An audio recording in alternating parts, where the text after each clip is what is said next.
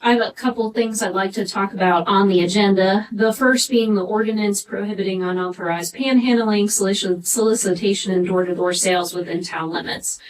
I read through this. I am very for registering people. The only thing as a resident is nothing states that they need to show me something. So I think about the AT&T salesmen that were around my neighborhood knocking on the door.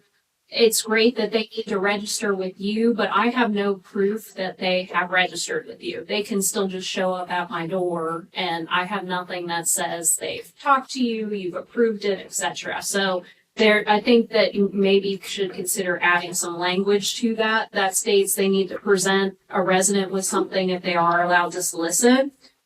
The other thing is the ordinance regulating yard sales on private property within town limits. Me personally, I have seen, I understand why you're doing this because I've seen someone do a yard sale like every week this summer. The only thing I wanted to state is charging people $10 for something like that. Like they're trying to get rid of their junk. I think we should not try to make that difficult for them. I think about yard sales where people sell things for 50 cents and $10. Well, that would all go to you potentially if they're trying to sell something. So it just seems a little harsh for them to give their time to sit outside their yard all day and then maybe not make any money and then have to give it to you just to get a $10 permit.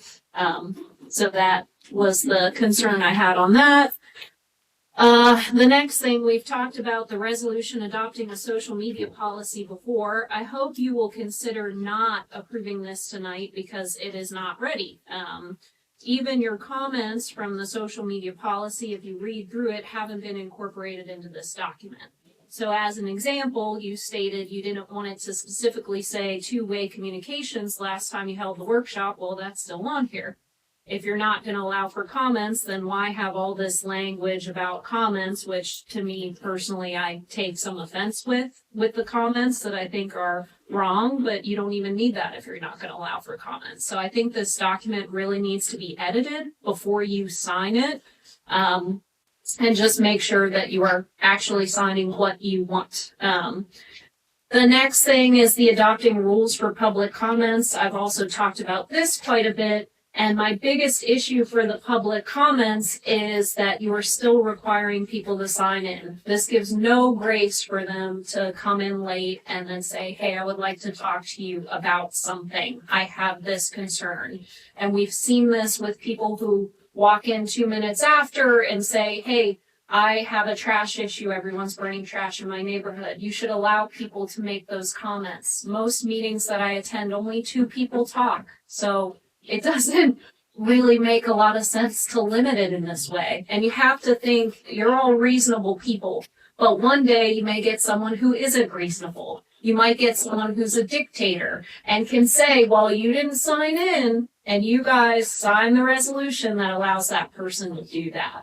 So what I would ask you is to take out that language that says it's required and make it more of a suggestion to ensure people can speak if you ever allow a larger time limit. Me personally, I'd rather see it be 5 minutes because if I wanted to talk on all these 16 resolutions that you're signing, that would be a lot to get in 3 minutes. As I said before, only 2 or 3 people really ever talk at these things. I know I'm one that consistently talks, but that is one. And then the other thing I wanted to bring up, I wasn't going to bring it up until you guys review these security system bids. So one thing I wanted to echo was just a voice of caution for these security system bids. And that is related to IT in general. You are talking to salespeople who don't necessarily think about the harms that could occur when you install a security system. So I wanted to voice some of those concerns with you. The first thing is monitoring the playground. So there's a federal law called the Child Online Protection Act that says you cannot collect data associated with children without their parents' explicit approval. So you are potentially capturing images of children on the playground, that may be a COPA violation. So you need to make sure that you talk to them about that.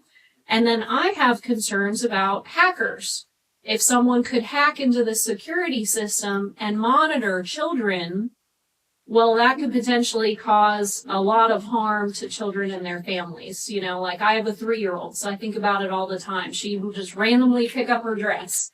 Well, think if you have someone who could remotely access that, that may be a sex offender or something. So that really concerns me, that you might be collecting and storing that information. I understand we need to keep children safe, but you also need to keep them safe from a digital perspective where someone can hack those systems and potentially watch children and stalk children online.